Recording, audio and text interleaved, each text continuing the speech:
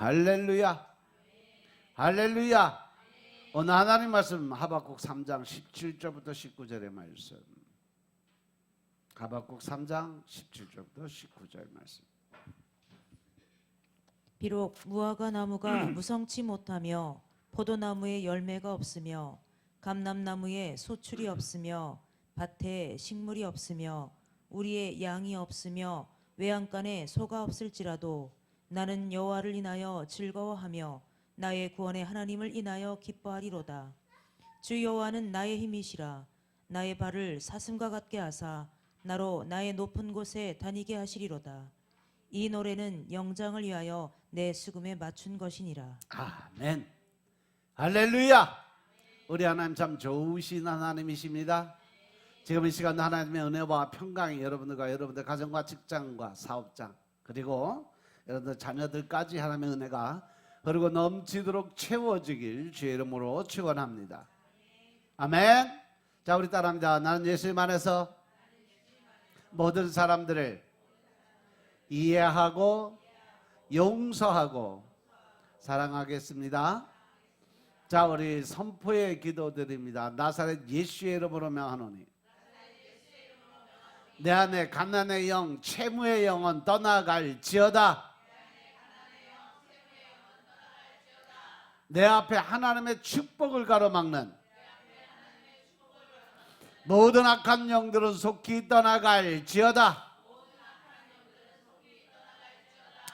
내 죄로 인해서 나를 떠나갔던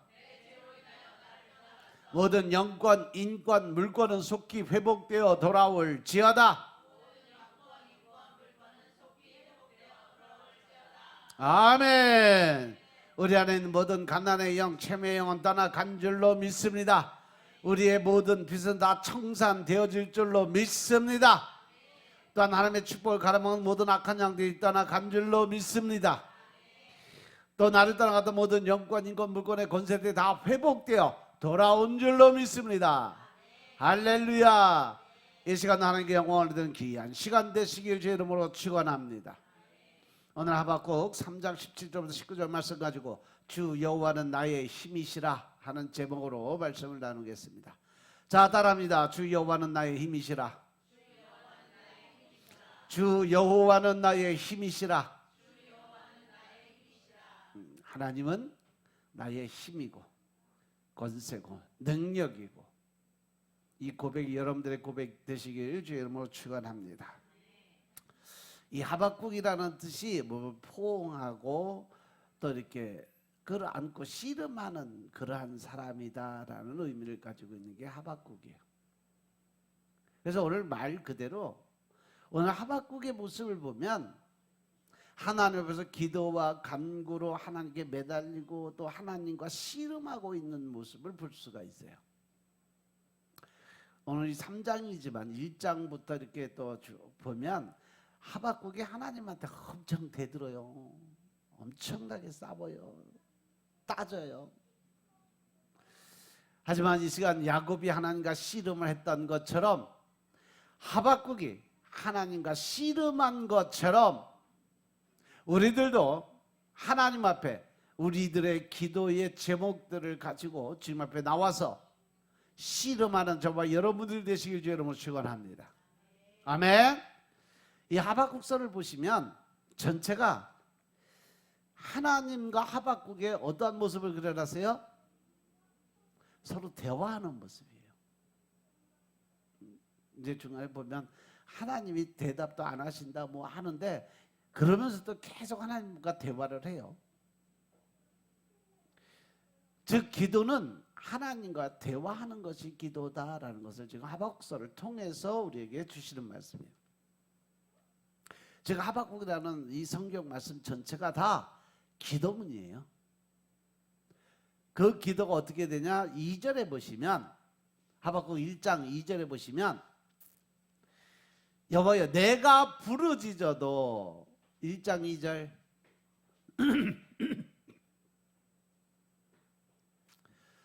주께서 듣지 아니하시니 할렐루야. 어느 때까지니까 내가 강포로 말미암아 외쳐도 주께서 구원하지 아니하시나이다. 자기가 그렇게 부르짖고 기도를 드렸는데 하나님이 전혀 내 기도 듣지 않아요. 언제까지 그렇게 안 들어줄 거예요? 그래. 이 말씀 보시면 하나님이 아무리 부르짖어도 응답을 하지 않는다라고 먼저 선포를 하고 기도를 시작해요. 우리들이 하나님께 기도를 드리고 우리 기도를 들으시고 하나님께서 바로바로 응답을 하실까 안 하실까? 하실까 안 하실까? 에? 왜? 대답이 없어. 응답을 못 받아봤어? 하나님은 바로바로 대답하신다니까. 하박국서를 읽어보면 바로바로 그 자리에서 즉석이에요. 즉석. 바로바로 응답하세요. 왜냐하면 지금 하나님과 하박국은요 서로 얼굴을 마주보는 것처럼 대화하고 있어요. 하박국 전체가. 우리들도 이렇게 기도를 드릴 수 있으면 얼마나 좋을까. 그죠? 그런데 하나님은 늘 같은 자리, 늘 같은 곳에서 늘 같은 대답을 해줘도 우리는 그걸 못 들어. 왜? 내가 생각한 것과 틀린 거는 안 들으려고 하니까. 그래서 하박국 선지자의 불만이 뭐예요? 아무리 이렇게 기도를 드려도 왜 하나님께서 응답하지 않느냐는 것이 하박국 선지자가 가지고 있는 불만이에요. 그래서 하박국 선지자는 하나님께서 응답하지 않으신 것에 대한 불만을 갖고 있는 거죠. 만약 여러분들이 드리는 기도에 응답이 되지 않으면 여러분들은 어떻게 될까? 에휴, 하나님께 기도 드려도 안 되니까 포기해버리자. 그죠? 그리고 뭐해? 기도를 끊어버려. 그리고 다른 방법으로 응답을 찾으려고 해요. 그거는 자기가 원하는 대로 뭔가 결과를 만들어내기 위해서 노력하는 삶이죠. 그래서 많은 성도들이요, 교인들이 자기가 기도하다가 안 되면 어디 찾아가? 어디 찾아가? 점쟁이 찾아가요. 왜? 뭔가 자기 마음에 드는 소리를 듣고 싶은 거야. 왜 찾아가냐? 그러면 하나님이 응답을 안 하시니까 무당한테라도 가서 듣고 싶어서. 욕심이 그렇게 큰 거예요. 자기 욕심. 점쟁이라는 말 듣냐? 그게 말 그거를 믿냐? 그러니까 그건 또 안 믿는데요. 왜? 그냥 점쟁이들이 귀신들이 하는 말이라서 그냥 듣고만 싶어서 가는 거래. 그 뒤에 답이 더 재미있어. 그래도 귀신이 떠드는 소리 듣고 나면 속이 시원하대요. 그래서 그 시원한 맛에 찾아가는 거래요. 이렇게 믿음과 말씀의 능력을 멀리하면 우리가 하나님의 말씀을 떠나서 자아가 살고 자기 중심적 사고가 가운데 자리 잡기 시작하면 제일 먼저 보는 게 뭐야? 세상을 바라보게 돼 있어요. 즉 자아가 발달하게 돼 있다는 거죠. 자기 생각과 자기 확신에 빠져서 어떻게라도 그 문제에 대해서 보상 심리를 받고 싶어 하는 거죠. 그래서 찾는 것이 세상 귀신들 집합소 찾아가는 거죠. 요즘엔 또 새로운 귀신 나왔어. 무슨 귀신? 타로 귀신. 타로점 보러 다니는 사람이 있어요, 여기?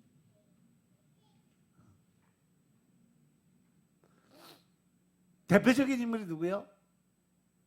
사무엘상 28장에 보면 사울왕이죠. 사울왕을 보면 사무엘상 28장에 보시면 블레셋과 전쟁을 앞둔 사울왕이 엔들레거하는 신자판 즉 무당 여자를 찾아가서 그 이야기 듣는 부분이 나와요.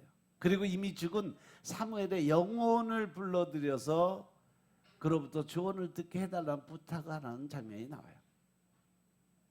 사무엘상 28장 3절에 보면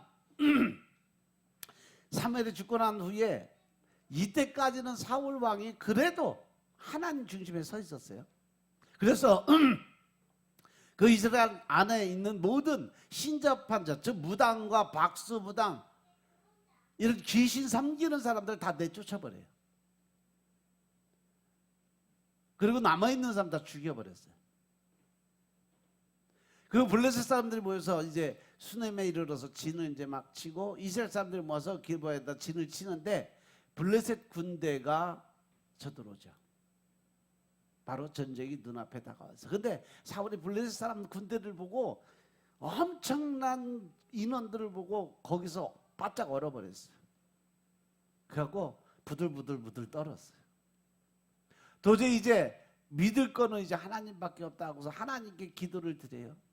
근데 하나님께서는 사울에게 꿈으로도 우림으로도 선지자로도 그에게 대답을 안 하시니까 사울이 신하들에게 얘기를 해요. 나를 위해서 신접한 여인 즉 무당을 찾아라. 왜냐하면 내가 거기 가서 그 여자한테서 좀 뭘 물어봐야 되겠다 하고 무당 여자를 찾으라 그래요. 그런데 바로 그 신하가 사울에게 바로 엔드레 가면 신접한 여인 무당이 있다고 얘기를 해요. 그래서 사울이 몰래 밤에 변복을 하죠. 왕의 옷을 벗어버리고 일반 사람 복장을 하고 또 신하 두 사람과 함께 그 신접한 여인을 무당집을 찾아가요. 그리고 그 무당한테 가서 부탁을 하죠. 나를 위해서 네가 그 귀신을 불러들여서 신접한 술법이라고 표현을 해놨는데 그 귀신하고 이렇게 접신을 해서 내가 내게 말하는 사람을 한번 불러 올려봐라 라고 얘기해요. 그랬더니 그 무당이 사울에게 엄청나게 화를 내요. 당신이 사울 왕이 한 그 일을 네가 모르냐? 무당하고 박수들 다 내쫓아서 그리고 남은 사람 다 죽여버렸는데 어째서 내 생명의 올무를 놓아서 나를 죽이려고 나보고 왜 또 무당짓을 하라고 하냐 하면서 따져요. 그랬더니 사울이 하나님 이름을 걸고 내게 명사하는데 하나님께서 내가 이 일로 절대 벌을 내리지 않을 거라고 약속을 해요. 그랬더니 그 무당이 물어요. 내가 누구를 불러올리면 되겠냐고 물어요. 그랬더니 사울이 뭐라 그래요? 사무엘을 불러달라고 이야기를 합니다. 그래서 이 무당이 사울 왕을 믿고 귀신하고 접신을 하고선 깜짝 놀라는 거죠. 귀신이 접신하고 나니까 제일 먼저 뭐부터 가르쳐줘? 그 사람이 사울 왕이야 라고 알려줬지. 그랬더니 그 무당이 바로 왜 나를 속였냐고 하면서 바로 당신이 사울이 아니냐라고 이야기를 해요. 그랬더니 그 사울 왕이 그러니까 이제 더 무서워하지 말고 내가 살려줄 거니까 네가 본 거 얘기해라. 그랬더니 그 무당 여인이 내가 신이 땅에서 올라오는 것을 봤다라고 얘기를 해요. 그러니까 사울이 다시 물어요. 그 올라온 모습이 어땠냐? 그랬더니 한 노인이 올라오는데 겉옷을 거치고 올라오는 그 모습을 봤다. 그랬더니 사울이 대번 알아봤죠. 아, 사무엘 선지자가 그 영이 올라오는구나 라고 생각했어요. 그 모습을 본 사무엘이 사울에게 말을 합니다. 네가 어째서 나를 불러오셔 나로 화나게 만드냐? 라고 야단을 쳐요. 그랬더니 사울이 나는 진짜 어렵고 힘든 그러한 일이 생기고 앞뒤 사정이 다 막혀서 지금 엄청나게 급하게 됐는데 블레셋 사람들은 나를 향해서 군대를 일으키고 하나님은 나를 떠나서 선지자도 꿈으로도 내게 대답도 안 하고 나의 행할 일을 배우려고 내가 어떻게 해야 될지 몰라서 그 일을 어떻게 해야 되는지 물어보려고 불렀다고 얘기해요. 그랬더니 사무엘이 얘기하죠. 하나님이 너를 떠나서 내 대적이 됐는데 내가 어떻게 해서 내게 묻냐고 하면서 여호와께서 나로 말씀하신 대로 내게 행하셔서 내 나라를 내 손에서 떼어서 내 이웃 다윗에게 이미 주었다라고 얘기를 해요. 여기서 이미 귀신이 접신해서 사무엘 선지자를 끌어내서 거기서 이제 대화를 한 거죠. 그래서 그가 멸망해서 이제 곧 죽을 거라는 이야기를 해요. 그러면서 내가 여호와의 목소리를 순종하지 않냐고. 할렐루야. 늘 우리는 하나님의 말씀의 중심에서 순종하는 믿음을 가져야 되는 줄로 깨달으시기 바랍니다.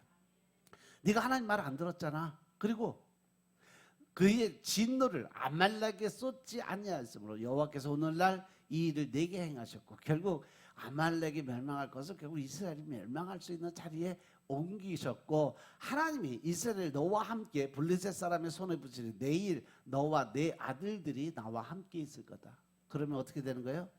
너와 내 아들들이 나와 함께 있을 거다라고 얘기를 해요. 결국 뭐예요? 사울왕 오늘 저녁에 네가 아들들하고 같이 죽을 거야. 그리고 나와 함께 같이 있을 거야. 그리고 또 이스라엘 군대를 블레셋 사람 손에 붙이실 거라고 이야기를 해요. 그때 갑자기 사울이 온몸에 쉿이 쭉 빠지고 그 자리에서 팍 엎어져 버려요. 왜?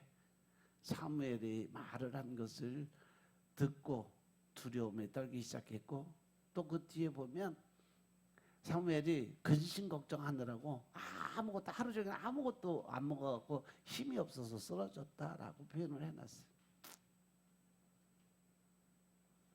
그렇게 할 수밖에 없었던 것이 바로 12지파 가운데 최약체였던 베냐민 지파 출신이 사울 왕이 태어난 곳이에요.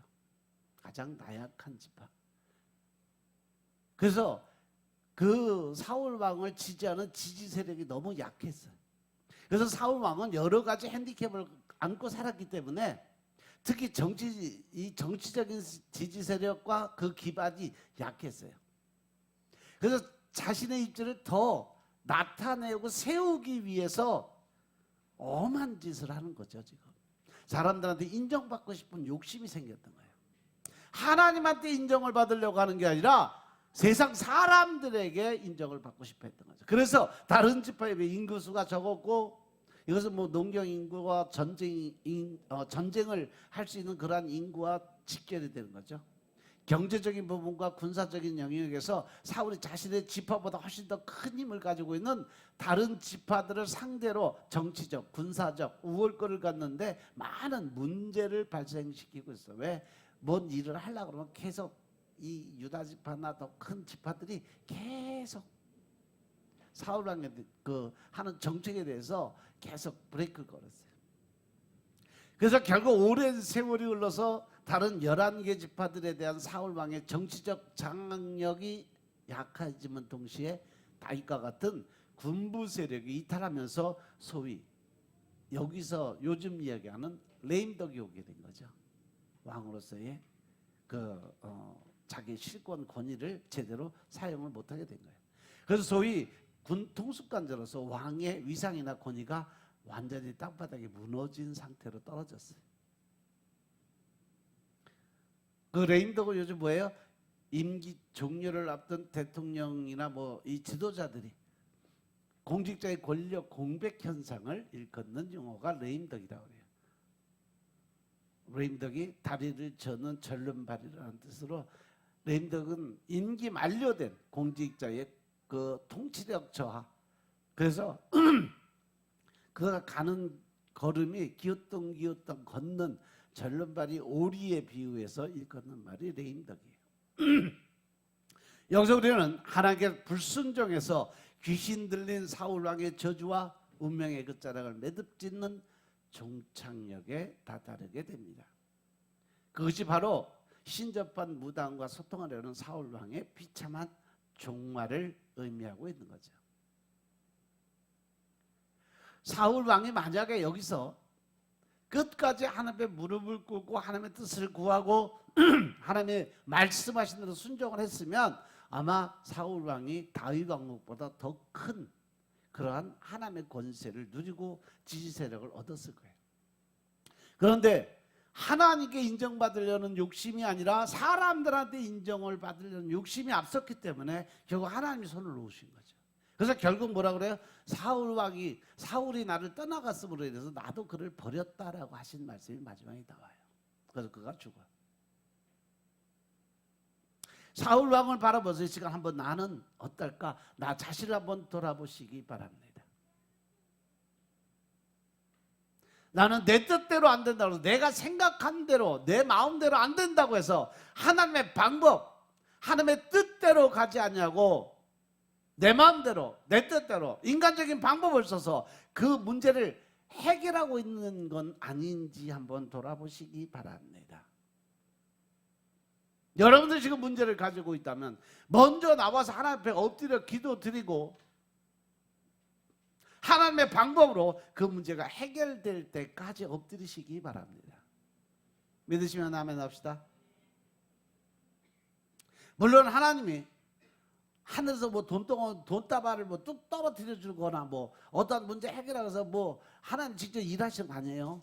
하나님은 늘 그 응답을 누구에게 준다? 옆에 사람들, 다른 사람들, 아니면 주의 종을 통해서 그 문제가 해결될 수 있도록 늘 해결의 방법을 이미 만들어 놓고 계시다는 사실 명심하시기 바랍니다. 아멘. 내가 스스로 해결하고 머리 싸매고 끙끙 앓아봐야 내 속만 터져.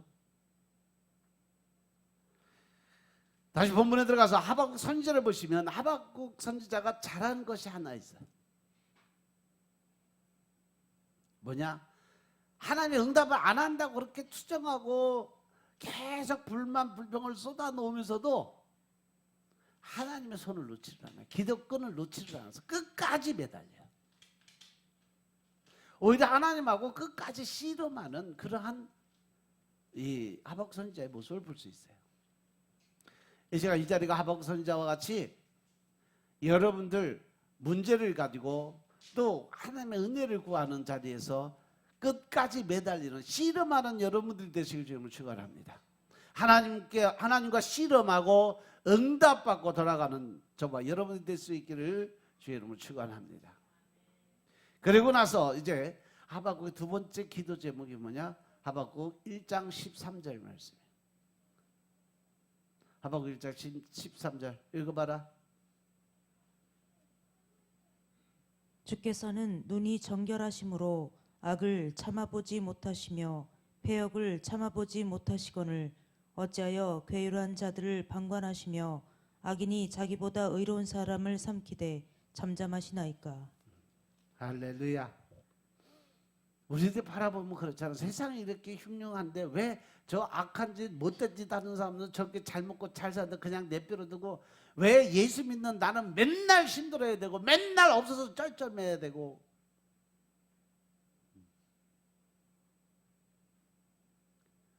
이러한 불만과 불평 갖기 쉬운 부분이에요. 하박국 선지자가 하는 얘기는 왜 바벨론으로 이스라엘을 심판하려고 하시냐고 지금 따지는 거예요. 하나님의 백성을 저 죄악의 나라인 바벨론을 통해서 왜 심판하려고 하시는 거예요. 이게 말이 되냐 하고 하는데 지금 따지는 거예요.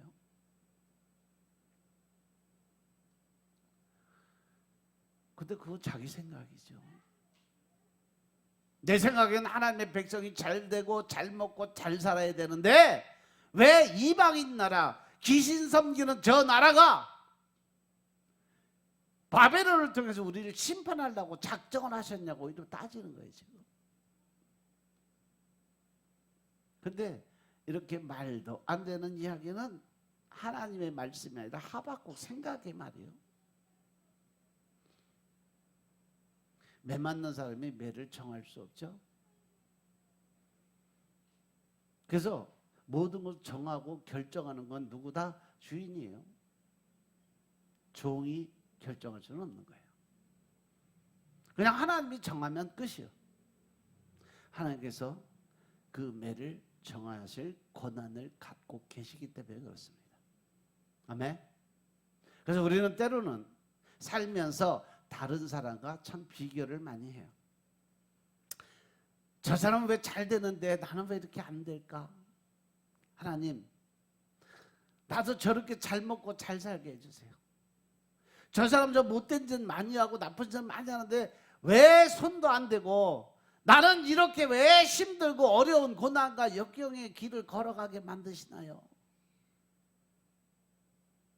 하박국 2장 4절에 보시면 보라 그의 마음은 교만하며 그 속에서 정직하지 못하나 의인은 그의 믿음으로 말미암아 살리라. 마지막에 끝을 보자는 거죠. 하나님은. 이 말씀이 바로 하나님이 주시는 응답이에요. 절대 살아가면서 자만하지 말고 교만하지 말라는 거예요. 내가 주인 된 삶을 살지 말라는 겁니다. 마음이 교만하니까 하나님께 매맞는 것에 대한 불평을 한다는 거죠. 하나님이 하시는 일에 대해서 원망하고 불평한다는 거죠. 자기 있는 자리에서 만족하지 못하고 감사드리지 못하는 삶을 살 수밖에 없다는 거예요. 그러니까 늘 환경이 불만스럽고 불평스럽고 늘 내가 가진 조건이 나빠 보이는 거예요. 그래서 나는 늘 내 삶에 만족함을 못 갖고 살 수밖에 없어요. 있는 것에 주어진 것에 만족하고 감사함으로 기쁨으로 하루하루 살다가 보면 그것이 바로 천국이고 그것이 바로 하늘나라인 것임을 믿으시기 바랍니다. 내가 있는 자에서 불평하고 만족하지 못해서 불만족스러운 그러한 삶을 살고 있는 것 자체가 내 삶이 뭐다? 지옥이다.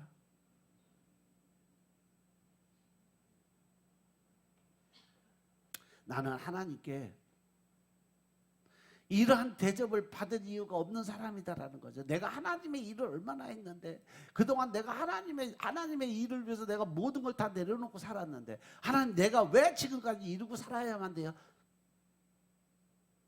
그것조차도 결정하고 결단한 건 하나님이 하셨음을 깨달으시기 바랍니다. 아멘. 여러분들도 다 체험해서 아시겠지만 교만하면 절대 기도 응답 안 내려옵니다. 자기 생각이 하나님이 주신 그 응답인 줄 알고 믿고 살아가는 거예요. 자기 만족이에요. 자기 신앙이에요. 하나님께서 교만함을 가장 싫어한다는 거 명심하시기 바랍니다. 사람이 아무리 잘났다고 그래도 하나님 앞에서 자랑할 것이 있겠냐? 없다는 거죠. 믿습니까? 우리는 하나님 앞에서 내세울 것이 하나도 없는 죄인일 수밖에 없는 사람들이에요. 그런데 사람은 하나님 앞에서도 자랑질하고 싶어서 안달복달하는 게 바로 죄 많은 인간의 모습이요. 자기 만족을 위해서 때에 따라서 하나님께 원망과 불평을 쏟아놓는 게 바로 내 자아적 죄인의 모습인 것임을 깨달으시기 바랍니다. 하나님께서 우리에게 의인은 무엇으로 산다고 하셨으면 오직 하나님을 믿는 믿음으로 예수님을 믿는 그 믿음으로 살 수 있다라고 이야기를 합니다. 하나님께서 내 기도를 들으시고 또 내 고통을 알고 계신다는 믿음을 가지시기 바랍니다. 하나님 내 기도 안 듣는다. 하나님 내 고통을 모르신다. 이러한 자만과 교만함에 빠지지 않길 주의 이름으로 축원합니다. 아멘. 우리의 모든 삶은요, 내 모든 형편을 다 아시는 하나님께서 이끌어가고 계심을 믿으시기 바랍니다. 그래서 우리가 하나님에 대한 예수님에 대한 온전한 믿음을 가지면 응답은 자연스럽게 떨어지게 돼 있어요.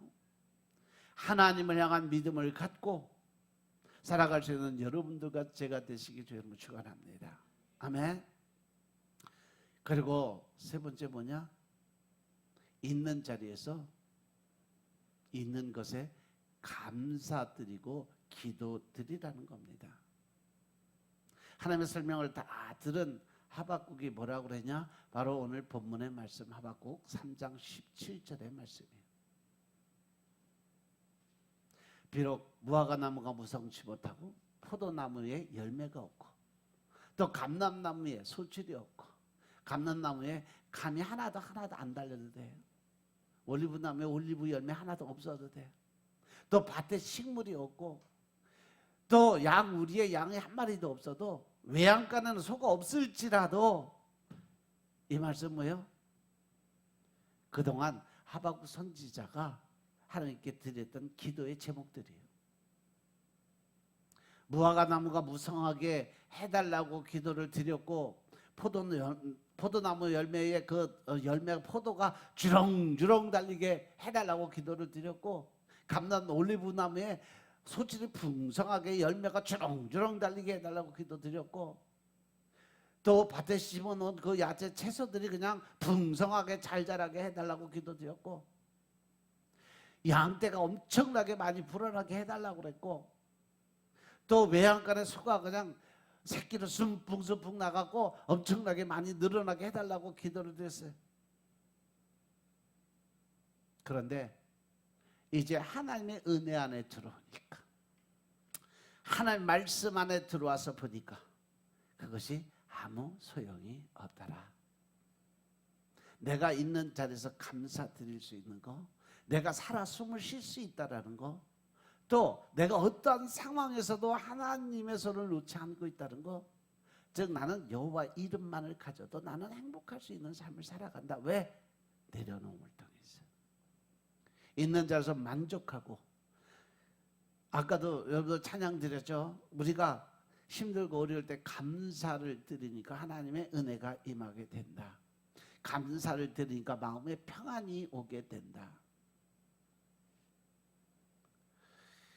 자기가 기도를 드리고 그거에 대한 욕심을 내려놓고 아무것도 없어도 나는 있는 자리에서 감사드릴 수 있다. 내가 기도드린 것이 하나도 이루어지지 않아도 감사드릴 수 있다라는 거죠. 하박국은요, 지금 자신의 기도가 실패했다는 것을 인정해요. 왜? 그 안에 뭐가 있었어요? 자기 욕심이 있었기 때문에 그랬던 것을 깨우친 거예요. 내가 하고 싶은 거, 내가 갖고 싶은 거, 내가 원하는 거 그대로 이루어지는 욕심, 그 욕심 때문에 하나님의 기도의 응답을 못 받았다는 걸 깨우친 거죠. 이렇게 응답받지 못하는 기도를 할 이유가 있겠냐는 거죠. 지금 이 시간도 바로 여러분들이 가지고 있는 기도 응답받기 위해서 이 자리에 온 거 아닐까요? 그런데 이렇게 응답을 못 받으면 어떻게 할까? 하박국 3장 18절에 해답이 있어요. 나는 여호와로 말미암아 즐거워하며 나의 구원의 하나님을 인해서 기뻐할 수 있다라고 고백을 하는 거죠. 즉 다시 말해서 하박국 선지자의 감사 제목이 바뀌기 시작했다는 거죠. 전에는 기도 제목이 응답되어야 되고 하나님이 넘치는 축복을 쏟아 부어야 감사를 드렸는데, 내가 말씀 안에 들어가서 은혜 안에 들어가서 성령님과 같이 교제를 하고 성령님의 뜻을 깨우치고 나니까 이제 나는 주 여호와 하나님의 이름만으로, 예수 그리스도를 믿는 그 믿음의 이름만으로 나는 감사드릴 수 있다라는 거예요. 나는 여호와로 말미암아 즐거워하며 나는 나의 구원의 하나님으로 말미암아 기뻐하리로다. 할렐루야. 여러분들의 신앙 고백 되시길 주님으로 축원합니다. 내가 예수님을 믿는 그 믿음 하나만 가져도, 내가 하나님을 알게 됨으로 그 믿음 가지고 천국 백성으로 인정받았다는 거, 지옥의 백성에서 이제 천국 백성으로 옮겨졌다는 사실 하나만 가져도 우리는 늘 춤추며 기뻐하며 있는 자리에서 그냥 깡통을 차도 지옥은 가지 마라 하는 그 말씀처럼 우리는요, 있는 자리에서 아무리 어려운 삶, 고난의 삶, 역경의 삶, 이러한 삶을 산다 할지라도 내 마음속에 평안과 위로 있으면 그것이 바로 천국의 삶인 것임을 깨달으시기 바랍니다. 아멘. 우리가 이 땅에 살아가면서 늘 천국은 어디에 있다고 그랬어요? 천국은 예수님이 뭐라고 그랬어요? 천국은 어디 있느니라? 내 마음속에 있느니라. 내가 주어진 환경에서 어떠한 마음을 먹고 어떠한 결정을 하느냐에 따라서 내가 천국의 삶을 살 수도 있고 지옥의 삶을 살 수도 있다는 거예요. 그것은 바로 내게 주어진 삶에 만족하고 감사의 삶을 살아가느냐, 지금 주어진 삶에 늘 불평과 원망을 가지고 내 마음속에 짐을 쌓고 살아가느냐, 이 천국과 지옥의 삶은 누가 결정하는 거야? 내가 결정하는 거예요. 믿으시면 아멘 합시다.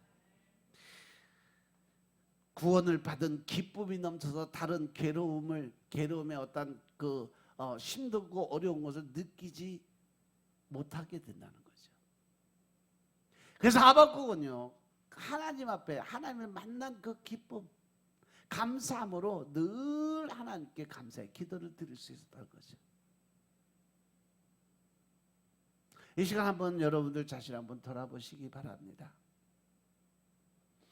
나는 얼마나 하나님 앞에 감사를 드리고 살고 있을까? 감사 제목 하루에 5가지 이상씩 쓰시는 분 손 들어봐. 5년 동안을 떠들어도 그게 안 되네. 감사를 잃어버리면 내 삶에 만족을 못 느끼고 살아요. 감사를 못 드리니까 늘 불평, 원망이 쫓아오는 거예요. 최소한 하루 저녁에 저녁 기도 드리시면서 최소한 감사 제목 5가지 이상은 하나님께 감사를 드리고 그리고 기도를 드리시라니까. 그거는 습관적으로 감사 기도를 드려야 돼요. 그래서 그걸 잊어먹지 말라고 감사 노트까지 사주면서 기록하라고 했는데도 안 되네. 감사 노트 다시 사줄까? 집에 가면 있을 거야. 한쪽 구석에 접어가 놓은 거.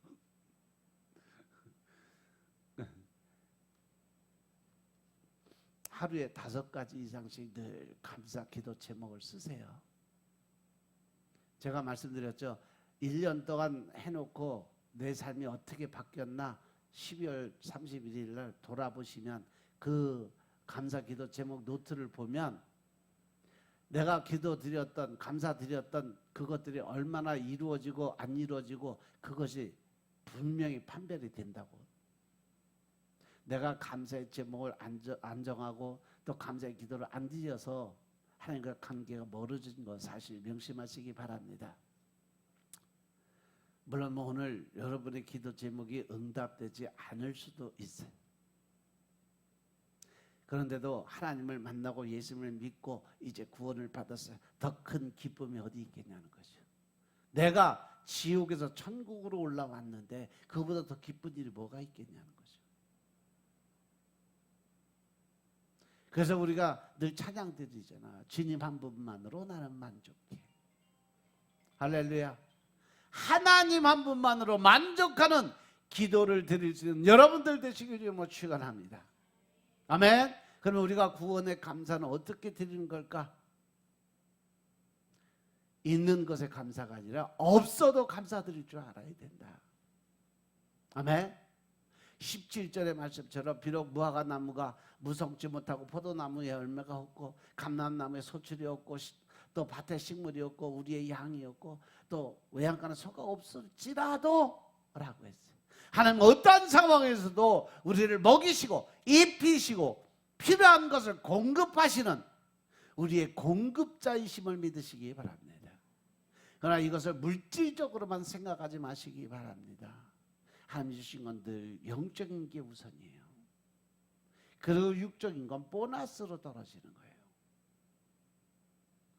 성경에서 무화과나무, 포도나무, 감람나무 모든 열매는요 하나님의 은혜와 은사를 상징하는데 엄청나게 많이 사용을 했어요.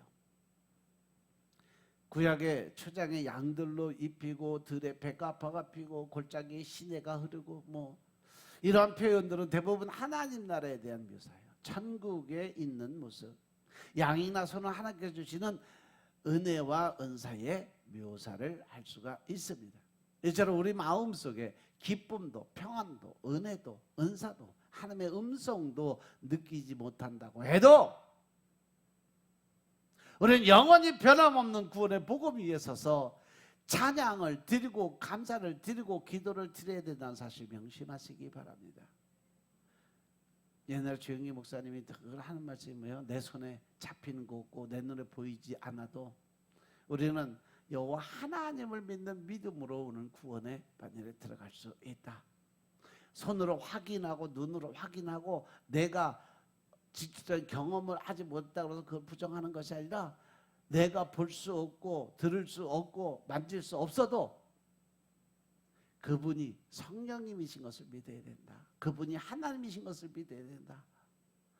왜냐하면 바람이 좌에서 우로 불고 우에서 좌로 불고 그 바람이 왔다 갔다 하는 것도 우리가 보지 못하고 느끼지 못하고 만지지도 못하지만 바람이 분다는 걸 알 수 있는 것처럼 우리는 하나님이 늘 나와 동행하고 계시다는 사실 명심하시기 바랍니다.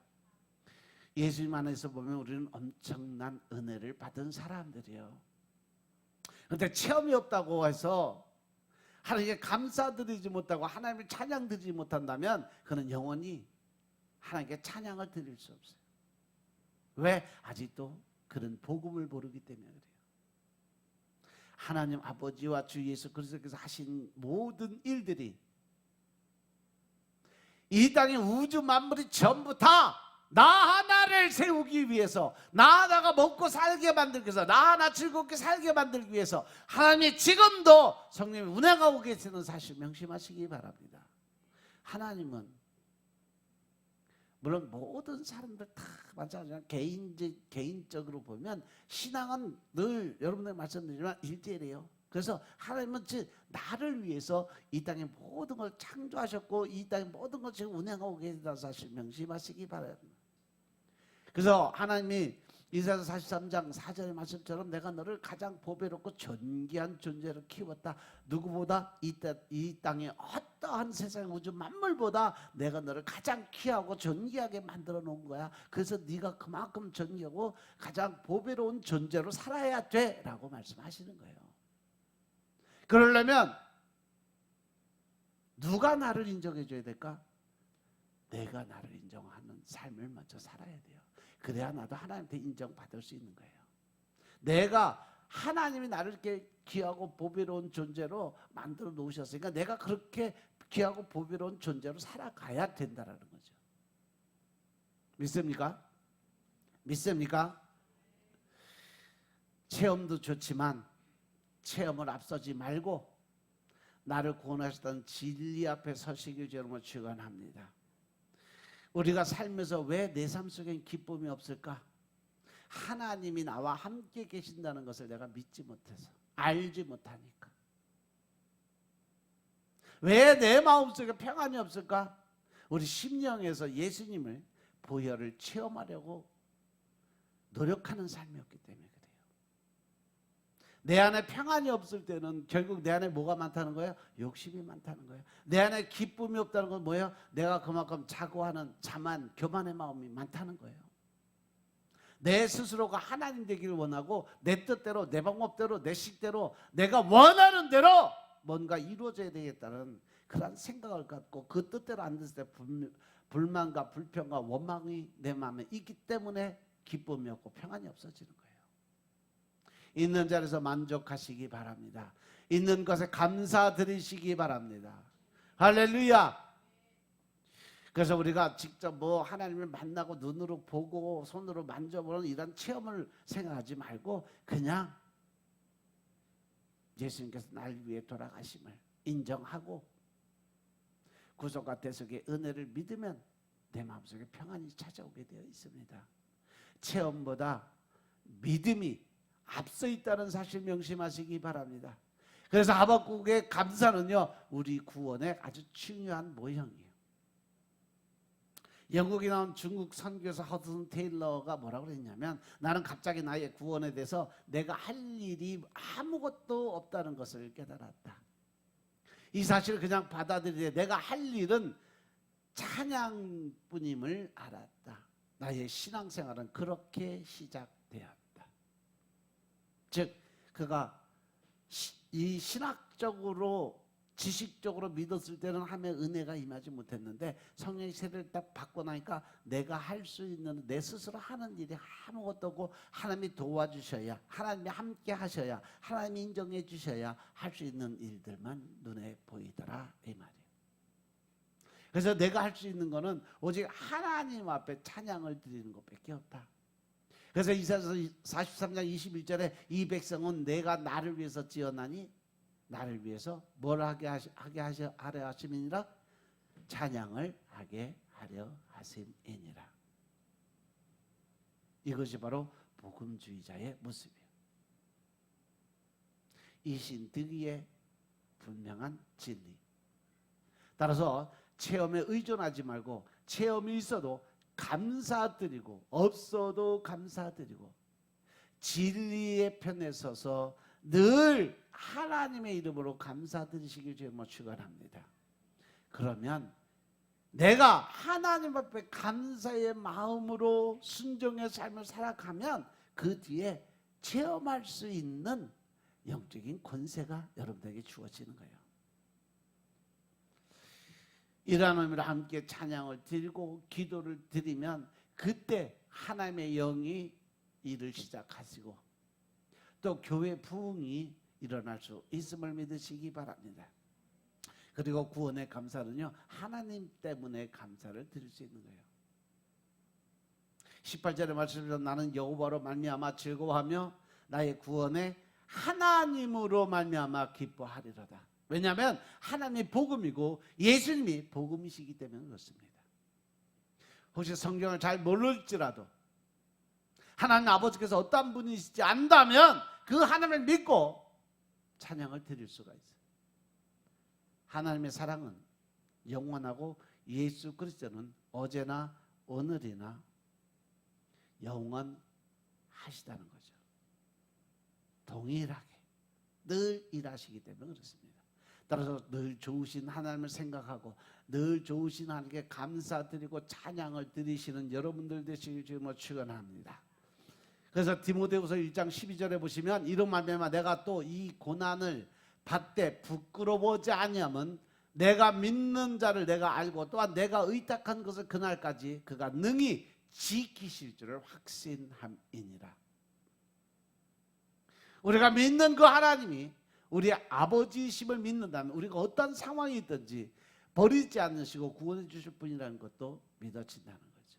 가장 큰 문제는 우리가 하나님을 멀리하고 잊어버리는 것이 가장 큰 문제다.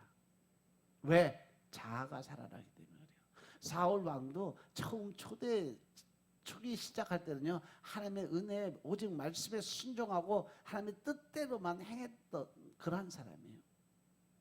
그가 어느 정도 권력이 세워지고 많은 백성들이 늘어나고 또 하나님 그만큼 강대국으로 만들어 주니까 이제 그 다음부터 찾던 것이 나란 존재.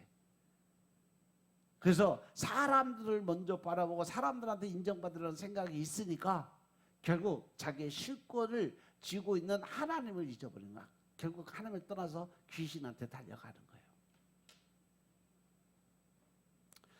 어느 날 스펄전 목사님이 펑펑 울고 계시다. 그래서 그 부인이 웬일인가 하고 물어봤어요. 왜 울고 있어요? 뭐 힘든 일 있어요?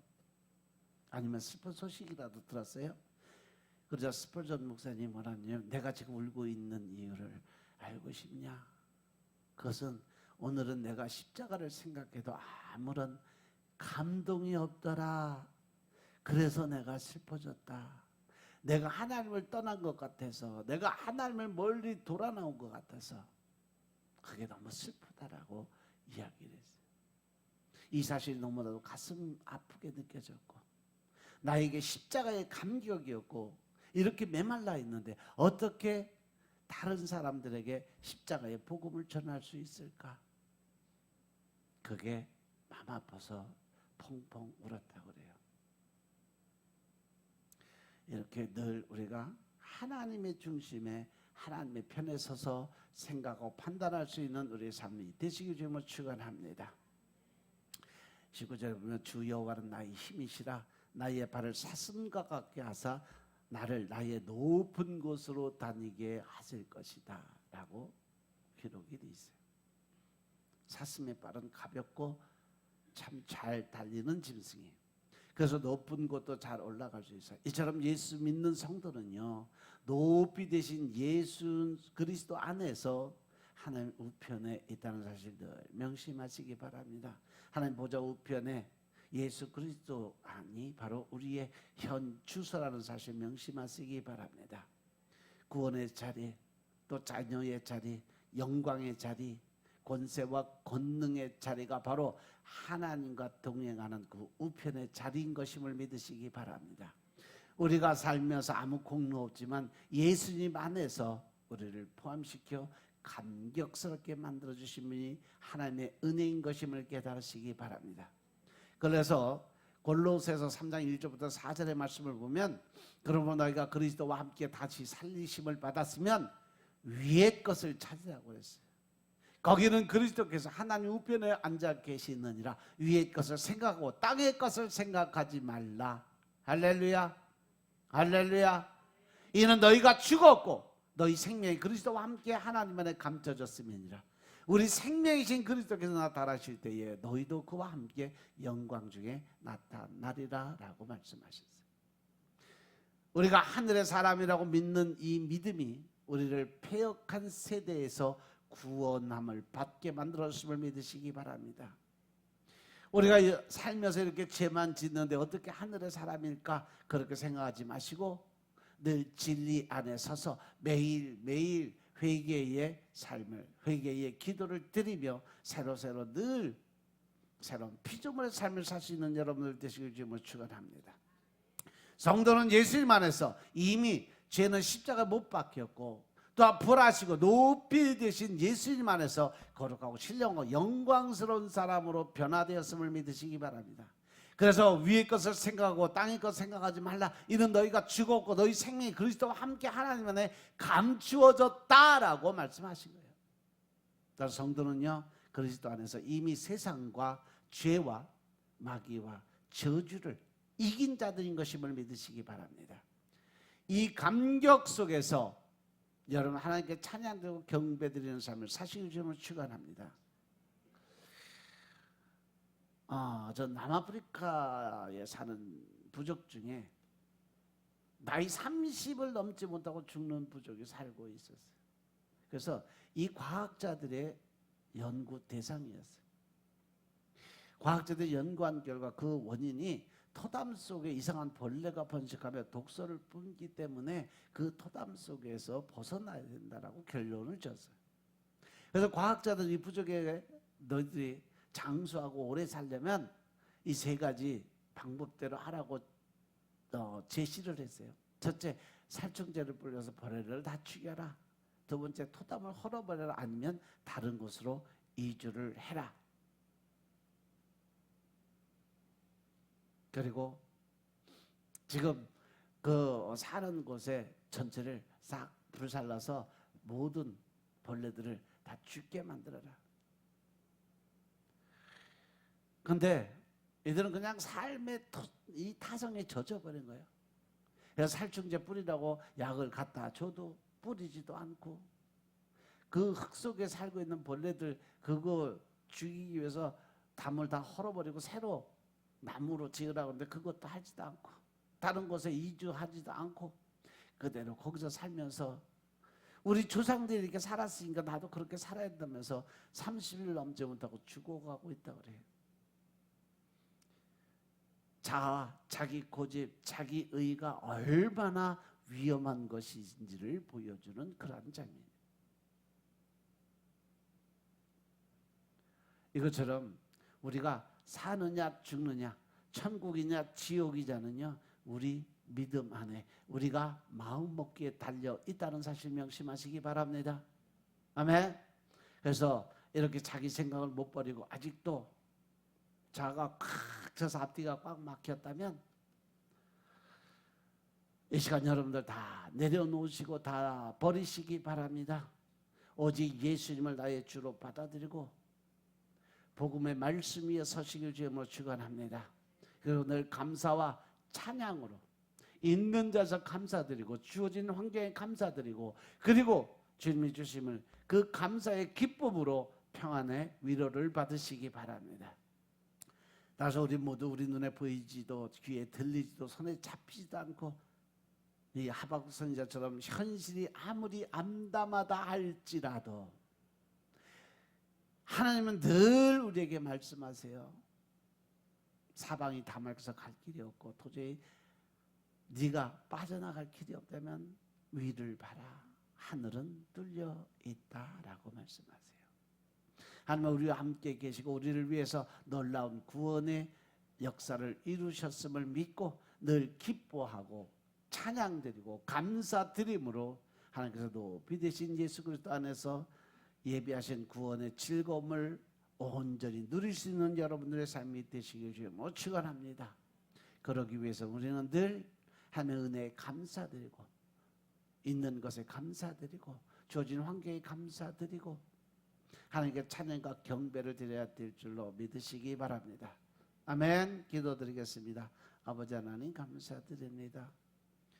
오늘도 아버지 하나님 은혜 가운데 우리가 살아갈 수 있도록 주님이 축복하시고 믿음 안에서 하나님의 의를 나타나 보여지게 하시니 감사합니다. 오직 주님의 나라에 임하게 하시고 또한 하나님은 나의 힘이고 능력이고 권세고 또한 주님의 동행하심이 내 삶의 전부인 것임을 고백하는 삶이 되게 하시니 감사합니다. 이제부터 늘 감사의 찬양을 드리게 하옵소서. 있는 것에 만족하고 또한 힘들고 어려울 때 응답받는 씨름하는 기도의 군사들 되게 축복하옵소서. 모든 말씀 우리 주 예수 그리스도의 이름으로 감사드리며 기도드렸사옵나이다. 아멘.